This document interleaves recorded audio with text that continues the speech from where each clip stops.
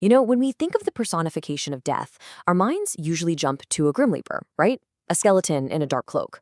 But the ancient Greeks, well, they had a much more complicated figure, Thanatos. In this explainer, we're going to unravel the really strange, contradictory story of a god who was both a merciless terror and a gentle guide. Okay, let's just dive right into the central mystery. On one hand, you've got ancient texts describing Thanatos as this figure who's hated by absolutely everyone, mortals and gods alike, a merciless force that just drags you away. But then, on the other hand, you look at the art, and he's consistently shown performing the most honorable duty you can imagine, respectfully escorting heroes from the battlefield. So, which one is it? Let's break it down. All right, first up, let's look at Thanatos, the Terror. This is the version that shows up in some of the oldest myths, a figure you would do pretty much anything to avoid. And just listen to this quote from the ancient poet Hesiod. This isn't just some minor description. This is basically his definitive character profile. A heart of iron, a spirit of pitiless bronze. Hesiod is making it crystal clear. Thanatos is an inescapable, indiscriminate force, and everyone hated him because you simply could not reason with him.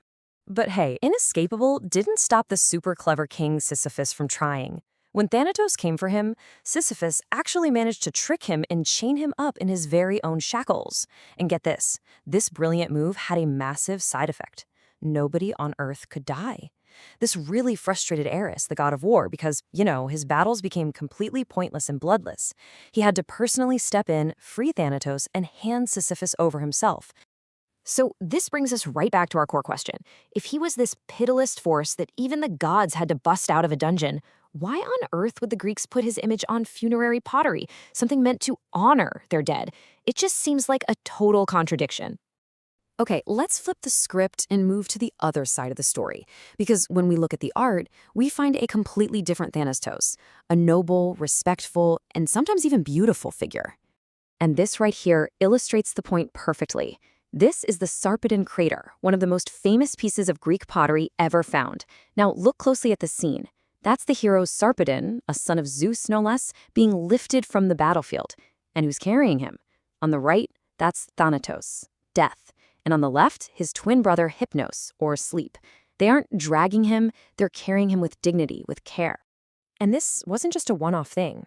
As you can see on these two pieces, this scene was a recurring theme in funerary art, especially on vessels called lekthoi, those tall, narrow jars they used for funeral rituals.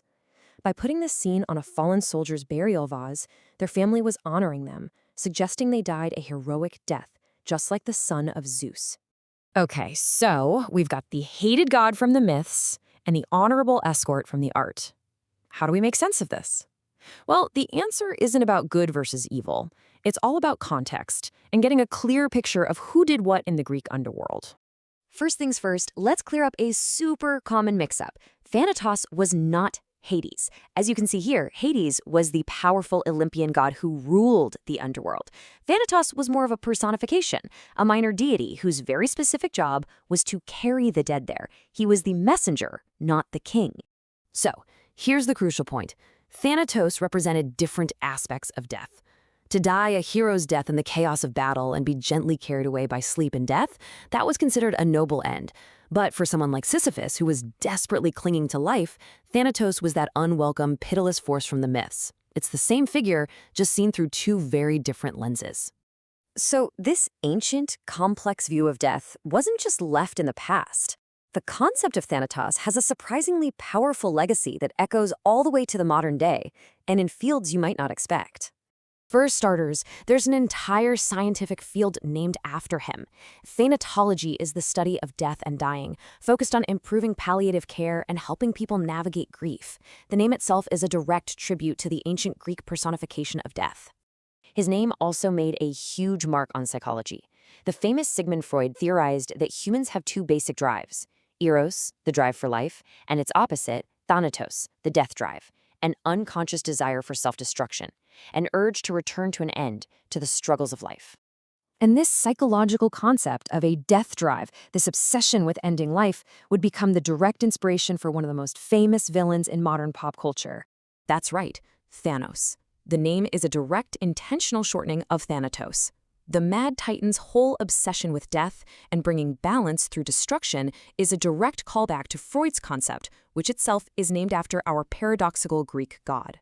So, let's do a real quick recap of what we've covered. We learned that Thanatos was this incredibly complex figure, both a feared, merciless god in the myths and a revered, honorable escort in art. We saw that the difference was all about context, whether death was a tragedy or a heroic sacrifice. And finally, we saw how his legacy is just undeniable, living on in science, psychology, and even our biggest blockbuster movies. And that leaves us with a final thought to chew on. From the gentle escort to the Mad Titan, our perception of death is constantly being shaped and reshaped. It really makes you wonder, doesn't it? How many of our modern stories of heroes and villains are still, at their core, wrestling with these same ancient ideas about what it means to face the end?